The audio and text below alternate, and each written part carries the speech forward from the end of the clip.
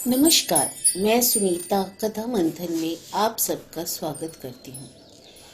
कथा मंथन में आज सुनिए विराज बहू का 5वां अध्याय। दोस्तों, अगर आप हॉन्टेड सीरीज ड्रैकुला की सुनना चाहते हैं तो वो आप मेरे दूसरे चैनल इंडियन यूट्यूबर सुनीता के किस्से कहानियों पर सुन सकते हैं, जिसका लिंक मैं आई बटन में और डिस्क्रिप्शन बॉक्स दोनों में दे दूंगी। आप वहां जाकर सुन सकते हैं। ड्रैकुला की सीरीज़ हॉन्टेड सीरीज़ में है, और अगर अन्य सस्पेंस और भूत की कहानी सुनना चाहते हैं वो सस्पेंस स्टोरी में है।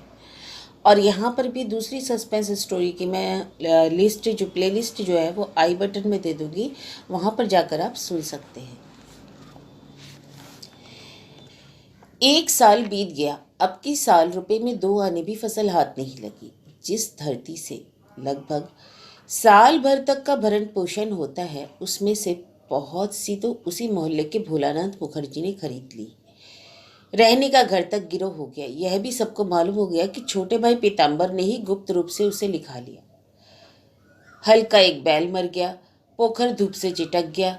विराज को अब किसी तरफ देखभाल या देखकर कूल किनारा नजर नहीं आता। शरीर के किसी स्थान को बहुत देर तक बांध रखने के से जिस तरह एक असहनीय अथच अव्यक्त मंद यातना से सारा शरीर धीरे धीरे अवसन होने लगता है, सारे संसार से उसका संबंध भी वैसा ही हो चला। पहले विराज जब जब हंसती थी, कोई बात निकालकर किसी मिस से हंसी दिल लगी कर बैठती थी, लेकिन अब उस घर में ऐसा कोई आदमी ना था जिससे वह बात करे। यहाँ तक कि अगर कोई मिलने बैठने आता या उसका हालचाल जानना चाहता तो वह मन ही मन चिढ़ जाती।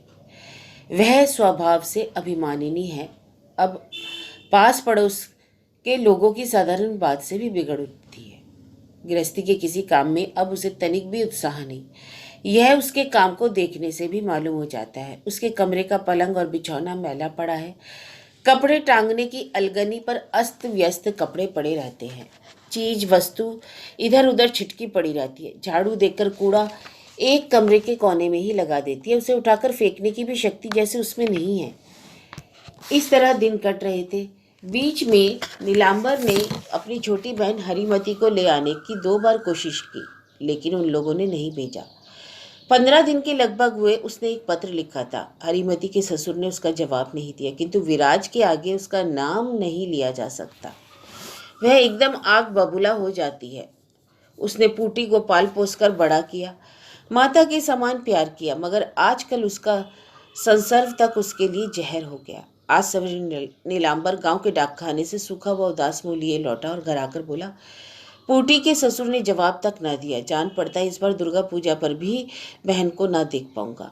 विराज ने काम करते करते एक बार सिर उठाया, शायद कुछ कहना चाहे, लेकिन बिना कुछ बोले ही उठ गई।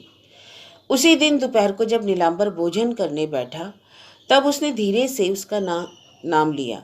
उसका नाम लेते ही तुम जल क्यों उठती हो? लेकिन उसने क्या किया है? कोई अपराध किया है क्या? विराज पास ही बैठी थी, आंखें उठाकर बोली, मैं जल उठती हूँ। यह किसने कहा? नीलांबर। कहेगा कौन, मैं आप नहीं देखता? विराज क्षण भर पति का मुंह ताकती रही, फिर बोली, देख तो हो तो अच्छा है, और उठकर जाने लगी। नीलांबर ने टोक कर कहा, भला बताओ आजकल तुम ऐसी क्यों होती जा रही हो, जैसी बिल्कुल ही बदल गई हो? विराज ने घूम कर नीलांबर की बात ध्यान देकर सुनी। दूसरों के बदलने से भी बदल जाना पड़ता है। और फिर बाहर हो गई। इसके 2 दिन बाद तीसरे पहर बाहर के चंडी मंडप में अकेला बैठा नीलांबर कुछ गा रहा था। विराज उसके पीछे आकर कुछ देर चुपचाप खड़ी रही, फिर सामने आकर खड़ी हो गई। नीलांबर ने सिर उठाकर कहा, क्या है? विराज तीखी नजर से ताकती रही, कुछ जवाब न दिया। नीलांबर ने सिर नीचा करते ही विराज ने रूखी आवाज में कहा, जरा फिर सिर उठाओ देखूं। नीलांबर ने ना सिर उठाया, ना कुछ उत्तर दिया और चुप रहा। आंखें तो खूब लाल है, क्या दम लगाना फिर शुरू कर दिया? नीलांबर कुछ बोला नहीं, डर से आंखें नीचे किया काठ का पुतला सा बैठा रहा। एक तो सदा से वह विराज से डरता है, दूसरे भी कोई उपाय ना था कि वह कब किस घड़ी भभक उठे। कुछ देर तक विराज भी स्थिर भाव से खड़ी रही, फिर बोली, यही ठीक है, गांजे का दम लगाकर बम बोला बाबा बन बैठने का यही तो समय है, कहकर भीतर चली गई। यह दिन भी बीत गया। दूसरे दिन नीलांबर से नहीं रहा गया। लाज संकोच सब त्याग कर सवेरे ही पीताम्बर को बाहर के कमरे में बुला लाया और बोला, पूटी के ससुर ने मुझे तो जवाब तक नहीं दिया। तुम भी एक बार कोशिश करके देखो, शायद बहन 2 दिन के लिए घर आ सके। पीताम्बर भाई के मुंह की ओर देखकर बोला, तुम्हारे रहते भला मैं क्यों कोशिश करूंगा? नीलांबर उसकी धूर्तता समझकर भीतर से क्रुद्ध हुआ, लेकिन भरसक मन का भाव छिपाकर बोला, पूटी जैसे मेरी बहन है वैसी तो तुम्हारी भी है। ना हो समझ लो मैं मर गया, अब तुम अकेले हो। पीताम्बर, जो सत्य नहीं है मैं उसे तुम्हारी तरह नहीं समझ सकता। इसके अलावा जब तुम्हारी चिट्ठी का उत्तर नहीं दिया तब वे मेरी चिट्ठी क्या का क्यों देने लगे? नीलांबर ने छोटी बाई की इस बात को भी सह लिया। कहा, जो सत्य नहीं है वही समझ लेता हूँ। खैर, ऐसा ही सही।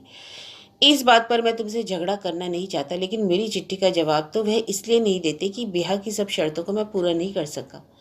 लेकिन इन सब बातों के लिए तो मैंने तुमको बुलाया नहीं। यह बताओ कि जो कहता हूँ वह कर सकोगे या नहीं?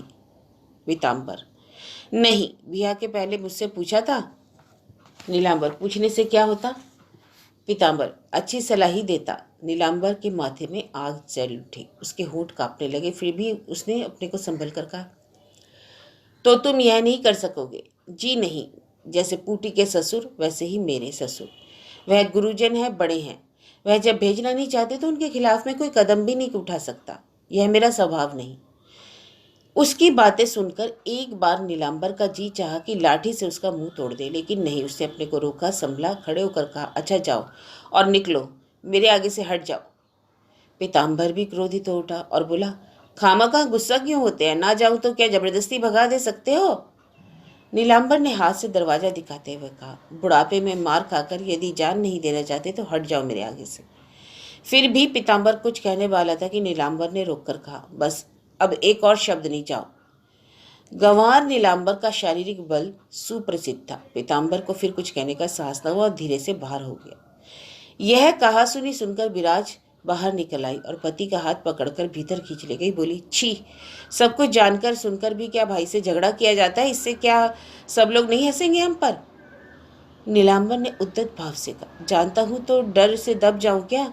मैं सब सह सकता हूं विराज, लेकिन धूर्तता नहीं। विराज, लेकिन तुम अकेले तो नहीं हो। वह अगर हाथ पकड़कर बाहर निकाल दे तो जाकर कहाँ खड़े होंगे, यह भी तो कभी सोचा है? नीलांबर, नहीं, जो सोचने वाले हैं वे सोचेंगे, मैं सोचकर बेकार दुखी होऊंगा। विराज, ठीक है, ढोल बजाना और महाभारत पढ़ना जिसका काम है उसके लिए सोचना विचार नहीं, मिथ्या है। यह बात विराज ने हंसी में नहीं कही और नीलांबर के कानों में भी उससे अमृत वर्षा नहीं हुई, तो भी नीलांबर ने सहज भाव से कहा, उसे मैं सबसे बड़ा काम ही मानता हूँ। इसके सिवा चिंता करते रहने से क्या माथे का लिखा मिट जाएगा? और फिर माथे में एक बार हाथ लगाकर बोला, देखो विराज, यहाँ लिखा होने के कारण ही कितने ही राजा महाराजाओं के पेड़ों के नीचे रहना पड़ा। मैं तो एक बहुत ही तुच्छ मनुष्य हूँ।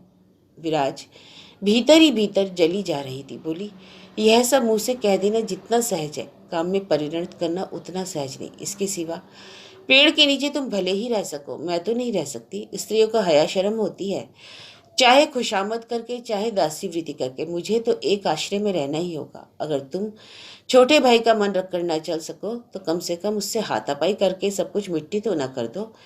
अपनी आंखों के आंसुओं को रोककर तेजी के साथ वह बाहर निकल गई। इसके पहले पति और पत्नी में कई बार कहा सुनी और कलह हो चुकी है। नीलांबर उससे परिचित है, लेकिन आज जो कुछ हो गया वह कला नहीं था।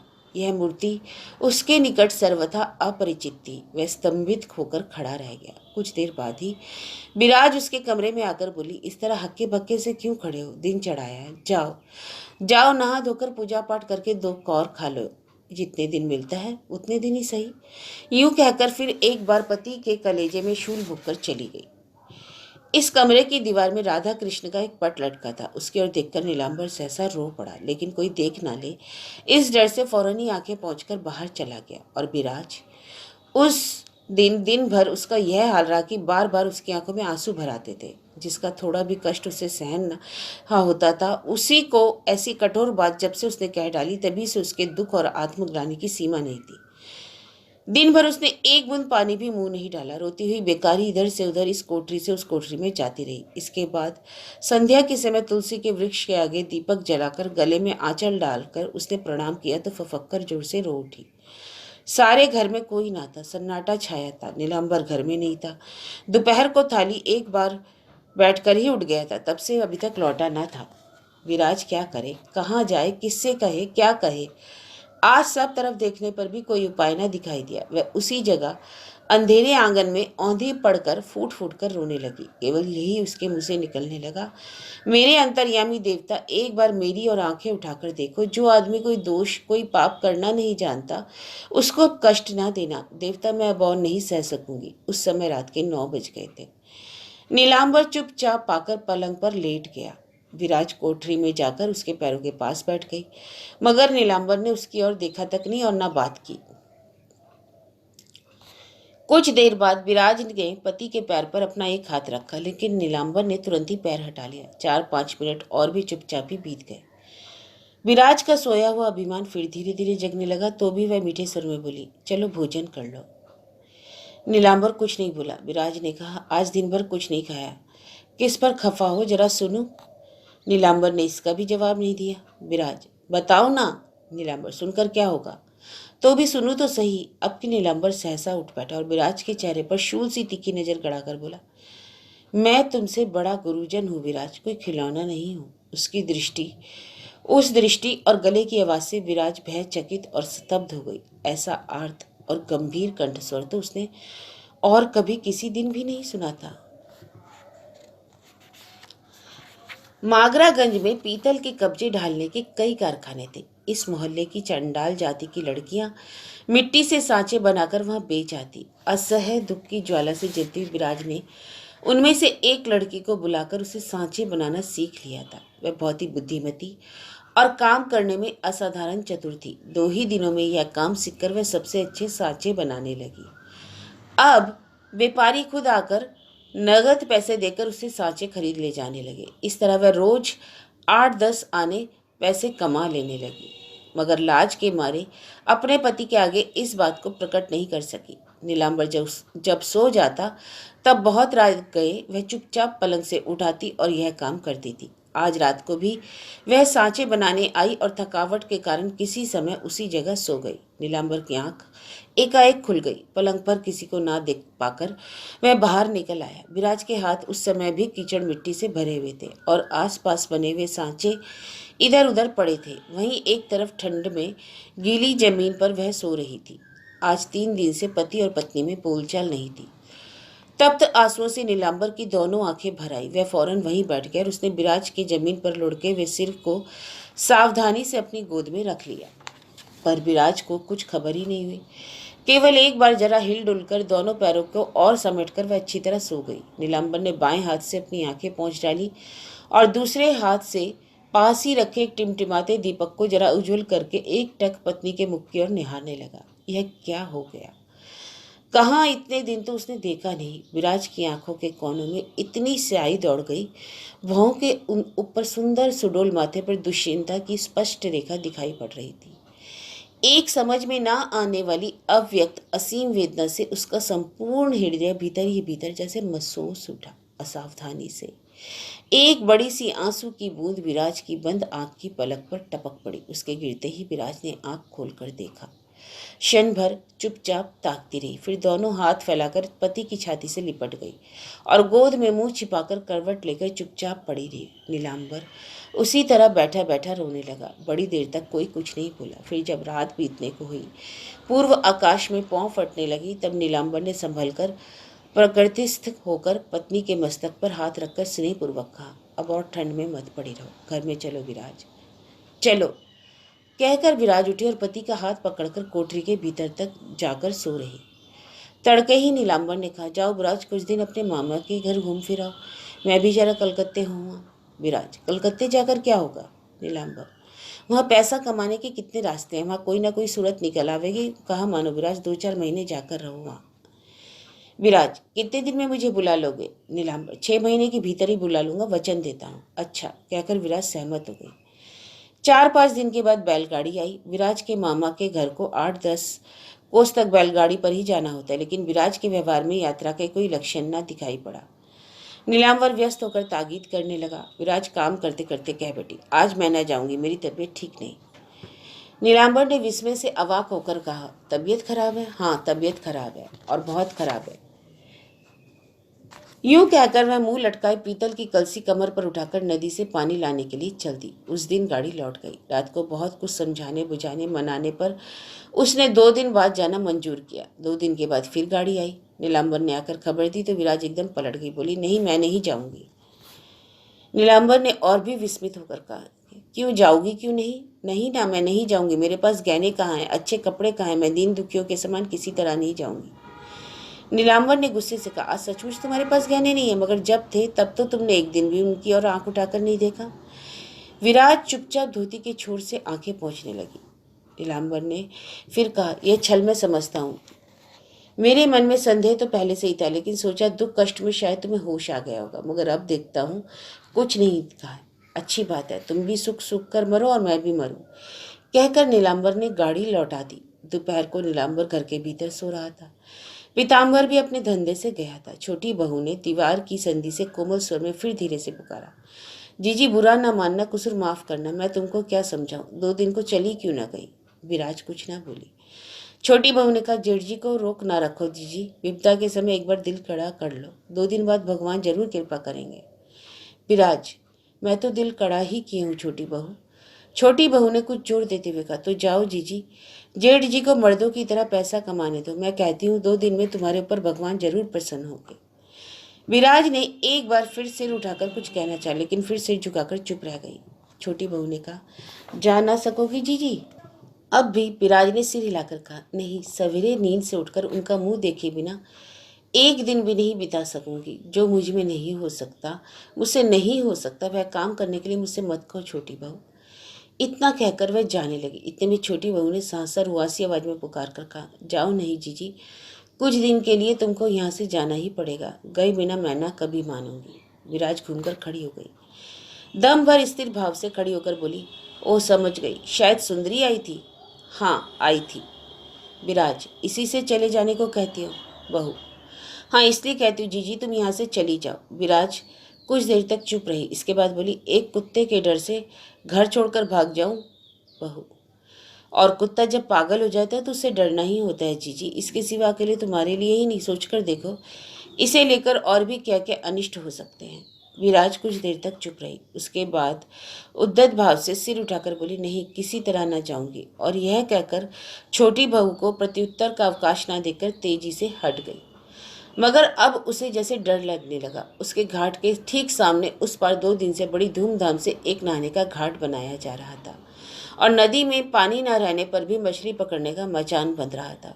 विराज मन ही मन समझ गई कि यह सब क्यों हो रहा है। नीलांबर एक दिन स्नान करके आया और पूछा, उस पार यह घाट कौन बांध रहे हैं? विराज एकाएक बिगड़ कर बोली, मैं क्या जानूं, और तेजी से हट गई। उसका भाव देखकर नीलांबर अवाक हो गया, किंतु उसी दिन से विराज ने वक्त बेवक्त पानी भरने के लिए दिन पर नदी पर जाना छोड़ दिया। वह या तो बहुत तड़के और या बहुत रात बीते नदी पर जाती। इसके सिवा हजार काम अटकने पर भी कभी उधर ना मुंह ताकती। लेकिन भीतर ही भीतर घृणा, लज्जा और क्रोध के मारे मानो उसका दम घुटने लगा। अथच इस अत्याचार और अकथ्य अशिष्टता के खिलाफ वे अपने पति के आगे मुंह न खोल सकी। 4 दिन बाद एक दिन नीलांबर ही घाट से लौटकर हंसते हुए बोला, नए जमींदार का साजबाज देखती हो विराज? विराज समझकर अनमने भाव से बोली, देखती क्यों नहीं? नीलांबर हंसते हंसते बोला, मैं सोचता हूँ कि अब आदमी पागल हो गया। नदी में 2-4 छोटी मछलियां रहने लायक तो जल नहीं है, लेकिन यह आदमी नदी में एक बड़ी गिरीदार बंसी डाले दिन भर बैठा रहता है। विराज चुप रही। वह किसी तरह अपने पति की हंसी में साथ न दे सकी। नीलांबर कहने लगा, मगर यह तो ठीक नहीं। भले आदमियों के खिड़की घाट के सामने सारा दिन उसके बैठे रहने से स्त्रियां लड़कियां कैसे जाएंगी? अच्छा, तुम लोगों को तो निश्चय ही बड़ी असुविधा होती होगी। होती तो है, क्या किया जाए, लेकिन ऐसा क्यों हो? नीलांबर ने उत्तेजित होकर कहा, बंसी लेकर पागलपन करने को क्या कोई जगह नहीं है? ना नकल सवेरे ही कचहरी जाकर कहाऊंगा कि शौक है तो कहीं जाकर और बंसी डाल, लेकिन हमारे घर के सामने यह सब नहीं हो सकेगा। पति की बात सुनकर विराज डर गई। उसने व्यस्त होकर कहा, ना ना, तुमको यह सब करने की जरूरत नहीं। नदी सिर्फ हमारी तो नहीं है जो तुम जाकर मना कराओगे। नीलांबर विस्मित हो उठा। बोला, तुम कहती क्या हो विराज? ना सही हमारे अकेले की, किंतु क्या उसे अच्छे बुरे का विचार न करना चाहिए? मैं कल ही जाकर कहूंगा, ना मानेगा तो मैं खुद यह सब घाट वाट तोड़ फोड़ कर फेंक दूंगा, उसके बाद जो कर सके कर ले। सुनकर विराज सन्नाटे में आ गई। धीरे से बोली, तुम जमींदार से झगड़ा करने जाओगा? क्यों ना जाऊंगा, बड़ा आदमी है तो क्या जी चाह अत्याचार करेगा? उसे सहते रहना होगा।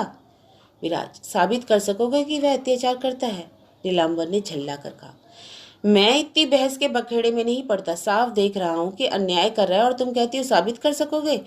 कर सकूंगा या नहीं है मैं देख लूंगा। विराज क्षण भर पति के मुख की ओर स्थिर दृष्टि से ताकती रही, फिर बोली, देखो दिमाग तनिक ठंडा रखो। जिनको दोनों जून खाने को नहीं जुड़ता, उनके मुंह से यह बात सुनकर लोग थू थू करेंगे। कैसे? विराज, और कैसे? तुम जमींदार के लड़के से लड़ना चाहते हो? ऐसे रूढ़ भाव से यह बात विराज के मुंह से बाहर निकली कि नीलांबर ने से सही ना गई। वह एकदम आग बबूला हो उठा, जोर से चीखकर बोला, तू मुझे कुत्ता बिल्ली समझती है क्या, जो हर घड़ी खाने का ताना दिया करती है? तुझे कब दोनों जून खाने को नहीं जुटा? दुख कष्ट उठाते उठाते विराज में पहले का सा धीरज और सहनशीलता नहीं रह गई थी। वह भी जल उठी और बोली, बेकार चिल्लाओ नहीं। जिस तरह दोनों जून खाना जुटता है सो तुम अवश्य नहीं जानते, लेकिन मैं जानती हूँ और मेरे अंतर्यामी जानते हैं। इस बारे में अगर तुम कुछ कहने जाओगे तो मैं जहर खा लूंगी। कहते कहते विराज ने सिर उठाकर देखा। नीलांबर का चेहरा एकदम विवर्ण हो गया। उसकी दोनों आंखों में विहल हतबुद्धि दृष्टि है। उस नजर के सामने विराज एकदम सकुचाकर सिमटकर जरा सी हो गई। वह एक भी बात न कहकर धीरे से खिसक गई। उसके चले जाने पर भी नीलांबर उसी तरह खड़ा रहा। उसके बाद एक लंबी सांस छोड़कर बाहर जाकर चंडी मंडप के एक किनारे स्तब्ध होकर बैठ गया। उसके प्रचंड क्रोध ने सोचे समझे बिना एक ऐसी जगह जो ऊंची ना थी जोर से सिर उठाया ही था कि वैसे ही जोर की टक्कर खाकर वह बिल्कुल निस्पंद जड़ हो रहा। नीलांबर के कानों में विराज की यही आखिरी बात गूंजने लगी, गृहस्थी कैसे चलती है। उसे उस अंधेरी गहरी रात में घर के बाहर धरती पर लेटी हुई विराज का थका हुआ वही सुस्त मुंह रह रहकर याद आने लगा। सच ही तो है। यह तो अब उसे जानने को बाकी नहीं रह गया कि दिन कैसे कटते हैं और यह असहाय नारी कैसे अकेले गृहस्थी चला रही है। कुछ ही पहले विराज की कठोर बात तीर की तरह ही उसके हृदय में लगी थी, किंतु अब बैठे बैठे जितना ही सोचता उतना ही उसके हृदय का वह घाव, वह शोक केवल भरने और मिटने भी ही नहीं लगा, बल्कि धीरे धीरे श्रद्धा और विस्मय के रूप में बदलता भी दिखाई देने लगा। उसकी विराज तो केवल आज की विराज नहीं है, वह कितने ही समय की, कितने ही युग युगांतर की है। उसका विचार तो केवल 2 दिन के व्यवहार, दो एक असहिष्णु बातों से नहीं किया जा सकता। उसका हृदय किस चीज से भरा है, यह बात तो उससे बढ़कर कोई भी नहीं जानता। अब की बार नीलांबर की आंखों से झरझर आंसू गिरने लगे। वह अकस्मात दोनों हाथ जोड़कर मुंह ऊपर उठाकर रूंधे गले से कह उठा, भगवान, मेरा जो कुछ है सब ले लो, लेकिन मेरी विराज को न लेना। यह कहते ही इच्छा का एक प्रचंड झोंका जैसे उसे प्रियतमा को हृदय से जोर से चिमटा लेने के लिए उसके ढकेलने लगा। वह दौड़कर विराज के बंद कमरे के सामने जाकर खड़ा हो गया। दरवाजा भीतर से बंद था। उसने धक्का देकर आवेगपूर्ण कांपते हुए स्वर में कहा, विराज। विराज धरती पर औंधी पड़ी रो रही थी। चौंक कर उठ बैठी। क्या करती हो विराज, दरवाजा खोलो। विराज डरती हुई दरवाजे के पास आकर खड़ी हो गई। नीलांबर ने व्यस्त होकर कहा, खोल दो विराज। मारोगे तो नहीं? बोलो। नहीं मारूंगा। यह बात तेज धार की छुरी की तरह नीलांबर के कलेजे में जाकर लगी। वेदना, लज्जा और अभिमान से उसका कंठ रूंध गया। वह संज्ञाहीन की तरह चौखट का एक बाजू पकड़कर खड़ा रहा। विराज ने तो यह कुछ देखा ही नहीं, इसलिए अनजान में ही छुरी पर छुरी मारती हुई रोकर बोली, अब फिर कभी मैं ऐसी बात नहीं कहूंगी। बोलो, मारोगे तो नहीं? नीलांबर अस्पष्ट स्वर में किसी तरह केवल ना भर कह सका। डरते डरते धीरे धीरे जैसे विराज ने कुंडी खोली, वैसे ही नीलांबर लड़खड़ाता हुआ भीतर घुसकर आंखें मूंदकर पलंग पर जाकर पड़ गया। उसकी मूंदी हुई दोनों आंखों के कोनों से लगातार आंसुओं की धारा बह चली। पति का ऐसा चेहरा उसने कभी नहीं देखा था। अब सब उसकी समझ में आ गया। सिरहाने के पास बैठकर बड़े प्रेम और स्नेह से स्वामी का सिर अपनी गोद में रखकर वह आंचल से उसके आंसू पहुंचने लगी। धीरे धीरे संध्या काल का अंधकार घर में फैलने लगा और घना होने लगा। तो भी किसी ने मुंह नहीं खोला। कोई बात नहीं थी। अंधेरे में दोनों चुपचाप स्थिर पड़े रहे। किंतु पति और पत्नी में मन ही मन जो बातें हुई उसे जान पड़ता है या केवल अंतर्यामी ने ही उसे सुना।